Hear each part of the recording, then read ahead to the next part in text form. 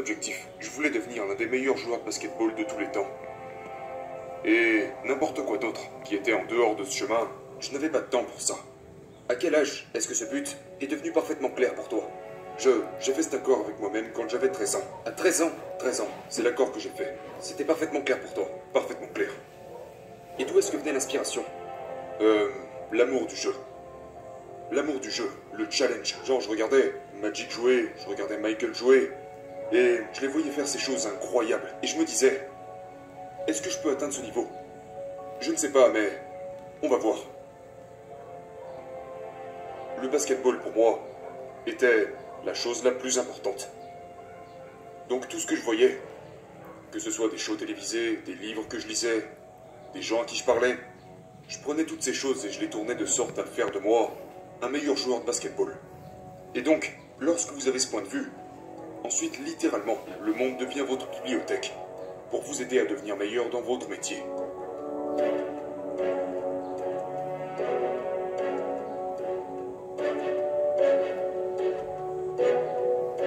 À 13 ans, j'avais une liste noire. Et donc, vous savez, il faisait ces classements. C'était le classement des joueurs dans le Street and Smith. Et j'étais carrément introuvable. Parce que je faisais genre 1m95, j'étais maigrichon et je pesais 70 kilos tout mouillé. Donc j'étais genre 57e sur la liste. Et donc, je regardais le 56e, le 55e, tout en haut jusqu'au premier. Qui étaient ces joueurs? Pour quelle équipe jouaient-ils? Donc quand on est allé en compétition à la AAU, je devais les traquer. Vous voyez? Et donc c'est devenu ma mission au lycée. C'était de cocher chaque autre personne, tous ces 56 autres noms, de les traquer et de les faire tomber. Parce que mon but n'était pas d'être meilleur que toi à 13 ans, c'était d'être meilleur que toi quand les pions étaient vraiment en jeu. Donc, quand on jouait à 13 ans, je t'évaluais pour voir quelles sont tes forces et tes faiblesses, comment tu approches le jeu, est-ce que tu es stupide à ce sujet, est-ce que tu es maladroit à ce sujet, est-ce que tu es bon juste parce que tu es plus grand et plus fort que les autres, ok, ou c'était en vrai tes pensées et tes compétences que tu mettais en avant. Et quand je jouais sur mes faiblesses. Je ne jouais pas sur mes forces, je jouais sur mes faiblesses. Parce que quand vous jouez en summer basketball, il y a tellement de matchs. Il n'y a pas beaucoup de travail de compétences à effectuer, donc quand est-ce que vous vous améliorez? Quand vous jouez dans des situations de compétition, vous jouez seulement sur vos forces. Pourquoi? Parce que vous voulez gagner. Ok, donc ce que je faisais, je travaillais sur les choses sur lesquelles j'étais faible pendant ces matchs. Ok, donc j'avais une stratégie. Ensuite, si on accélère à mes 17 ans, bah mon jeu était complètement équilibré. Et ce joueur de 13 ans, que je voyais à 13 ans, fait toujours les mêmes conneries à 17 ans. Maintenant, il a un problème.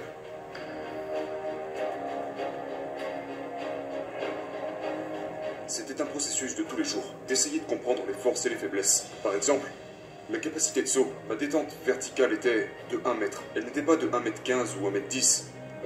Mes mains sont grandes, mais elles ne sont pas énormes. Ok, donc tu dois trouver des moyens de les renforcer. Pour que tes mains soient assez fortes pour être capable d'attraper la balle et de faire toutes les choses que tu dois faire. La rapidité. J'étais rapide, mais pas extrêmement rapide. J'étais vif, mais pas abusément vif. Ok, donc je devais compter beaucoup plus sur les compétences. Je devais compter beaucoup plus sur les angles. Je devais étudier le jeu. Beaucoup plus.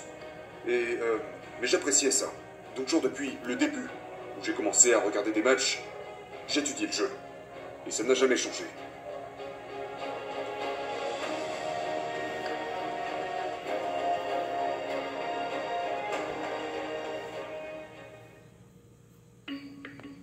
Et ensuite, en étudiant en dehors de ça, en regardant différentes industries, en regardant des chefs, des auteurs, des acteurs, et comment ils entrent dans le personnage, et ensuite comment ils se maintiennent dans cet état mental. Donc, en regardant différentes industries, en regardant la nature elle-même, et en apprenant de ça, et comment on pouvait incorporer ça dans le jeu, c'était beaucoup d'études. J'ai adhéré à la méditation. J'ai adhéré à la connexion plus profonde qui existe au sein du jeu.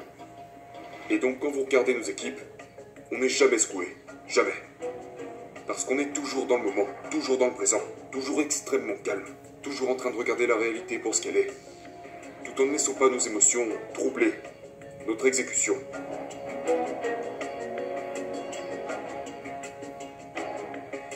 C'est une bonne séparation pour moi, vous savez, mentalement. D'être capable de me mettre dans un endroit où, à l'entraînement, ou quand je m'entraîne, ou pendant des matchs, je change mon esprit en quelque chose d'autre. je change mon mode en quelque chose d'autre. Donc c'était mon ancrage mental. C'était comme un acteur qui se prépare pour un film. Vous devez vous mettre dans cette cage. Quand vous êtes dans cette cage, vous êtes ce personnage. Et quand vous partez, ça peut être quelque chose de complètement différent. Mais quand je suis dans cette cage, frérot, ne me touche pas, ne me parle pas. Juste, laisse-moi tranquille.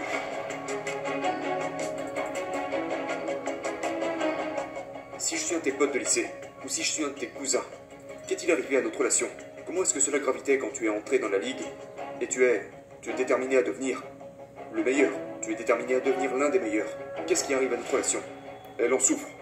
Elle en souffre? Oh oui, ok. Oui, parce que tu comprenais ça. T'étais d'accord avec ça? Oui, oui. Et les gens qui vous aiment, comme les amis et la famille, ils savent ça à propos de vous. Donc ils vous laissent être vous. Et quand vous vous réunissez à nouveau, vous savez, vous reprenez là où vous vous étiez arrêté. Mais ne vous y trompez pas. Tout ce qu'il y a entre deux est perdu. Donc c'est relation long terme, l'engagement de temps. Vous savez, prendre des... Genre, je vois beaucoup de joueurs prendre des vacances avec d'autres joueurs qui sont des amis proches. Juste prendre des vacances pour prendre des vacances. Ou juste traîner ensemble pour traîner ensemble. Genre, je n'ai jamais fait ça. Parce que quand je prends ma retraite, je n'ai pas envie de devoir me dire « J'aurais aimé avoir fait plus ». Je ne veux pas ça. Vous savez, je ne veux pas ça.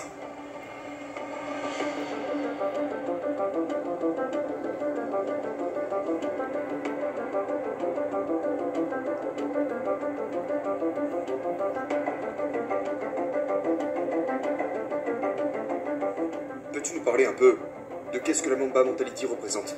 C'est quelque chose qui s'est développé au cours des...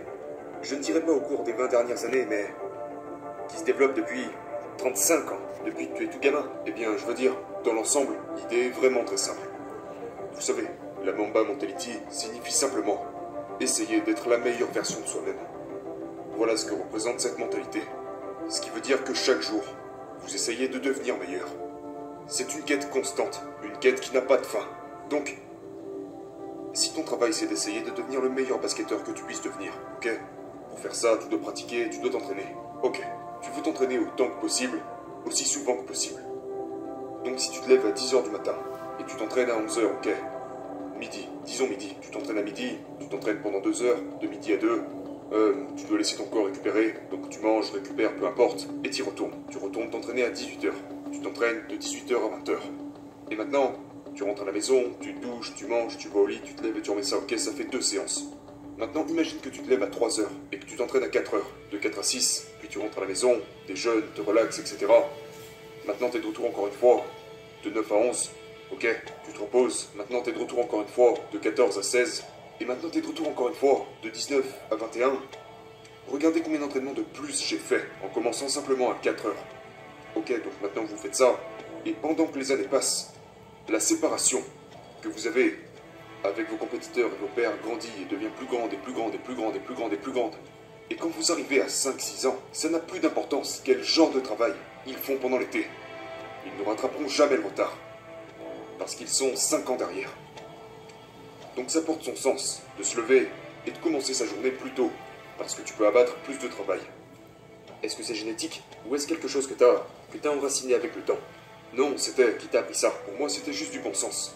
Je peux, si je commence plus tôt, je peux m'entraîner plus d'heures.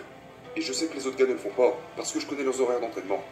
Donc, je sais que si je fais ça, systématiquement, avec le temps, le décalage sera plus grand, et plus grand, et plus grand, et plus grand, et plus grand, et ils ne seront plus capables de rattraper ça.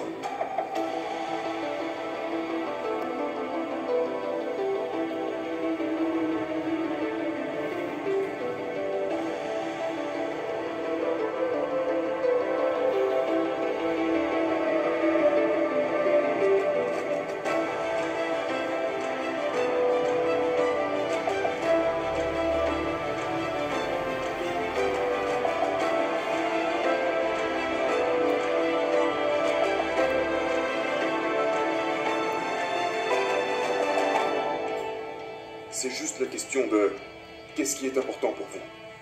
Qu'est-ce qui est important pour toi? Et pour une certaine raison, j'ai toujours eu l'impression que je ne me sens pas bien dans ma peau si je ne fais pas tout ce que je peux pour être la meilleure version de moi-même. Si j'avais l'impression d'avoir laissé quoi que ce soit sur la table, ça me rongerait de l'intérieur. Je ne serais pas capable de me regarder dans le miroir. Ok, donc, la raison pour laquelle je peux prendre ma retraite maintenant et être complètement à l'aise à propos de ça est parce que je sais que j'ai fait tout ce que je pouvais faire pour être le meilleur basketteur que je pouvais être.